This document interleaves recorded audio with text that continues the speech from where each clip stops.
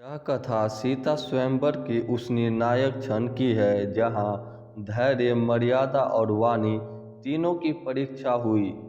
एक ओर शिव धनुष का टूटना, दूसरी ओर परशुराम जी का प्रचंड क्रोध और बीच में लक्ष्मण जी की वह हंसी जो अहंकार नहीं बल्कि धर्मबोध का संकेत थी।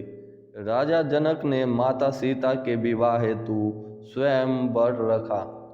शर्त एक ही था, भगवान शिव का दिव्य धनुष उठाकर प्रत्यंचा चढ़ानी होगी।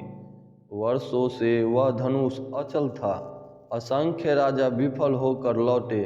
तभी श्री राम गुरु विश्वामित्र की आज्ञा से आगे बढ़े। जैसे ही राम जी ने धनुष को सहजता से उठाया, प्रत्यंचा चढ़ाई, तो धनुष गर्जना के साथ टूट गया।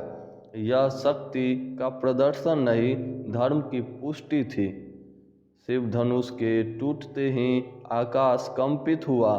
क्रोधाग्नि सम परशुधारी किए परशुराम जी प्रकट हुए। वे शिव भक्त थे और इस धनुष को अत्यंत पवित्र मानते थे। उनका स्वर वज्रवत था। उन्होंने आते ही कहा, किसने शिव धनुष तोड़ा? सामने आए। सभा स्तब्ध थी। राजा जनक भयभीत थे। गुरु विश्वामित्र शांत थे। राम जी ने हाथ जोड़कर कहा, धनुष अनजाने में टूट गया। यदि अपराध हुआ हो तो दंड स्वीकार है। यह वाणी मर्यादा पुरुषोत्तम की पहचान थी। शक्ति के बाद भी नम्रता।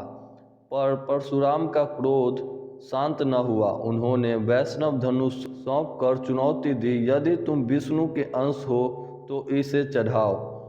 यही वह क्षण आता है जब लक्ष्मण मुस्कुराए। यह हंसी उपहास नहीं बल्कि तर्क और धर्म बोध से उपजी थी।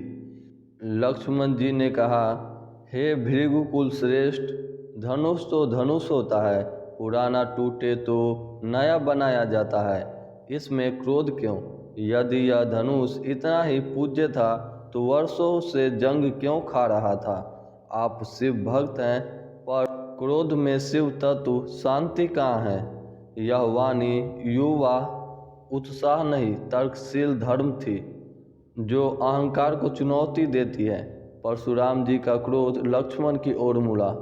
सभा में तनाव था। तभी गुरु विश्वामित्र जी ने स्थिति को समझाया। उन्होंने कहा, यह बालक अभिनयी नहीं, धर्म का सच्चा प्रहरी है। राम जी ने वैष्णव धनुष उठाया पर वाण नहीं चढ़ाया। यह संदेश था, शक्ति है पर आवश्यकता नहीं है। परशुराम जी ने उसी क्षण पहचान लिया, यह विष्णु तत्व है। उनका क्रोध गल गया, अहंकार का आवरण हट गया। परशुराम जी ने स्वीकार किया, उनकी तपस्या का तेज अब राम में स्थित है। उन्होंने आशीर्वाद दिया और चले गए। यह अहंकार के विसर्जन और धर्म की विजय का क्षण था।